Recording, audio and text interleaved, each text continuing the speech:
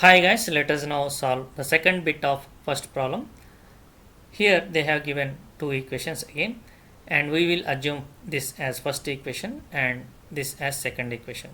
Now from your first equation you can write s is equals to 3 plus t, because when you transpose this minus t towards right side you can write s is equals to 3 plus t. So that is what we have written the next step. From equation 1 we can write s is equals to 3 plus t. Now let us substitute this 3 plus t, s is equals to 3 plus t in equation 2. It means in place of s we have to write 3 plus t.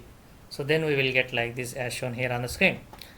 When you see here the denominator is 3, to get 6 LCM 6 you have to multiply with 2 to this numerator. Now here denominator is 2, to get 6 you need to multiply with 3 to this numerator. Done. Now next 2 into 3 6, 2 into t 2t plus 3t. So that is what we have written here, 6 plus 2t plus 3t. Now when you add 2t plus 3t 5t, and when you take this denominator towards right side, 6 into 6 it will become 36. So now again we don't want 6 because we want 5t or t.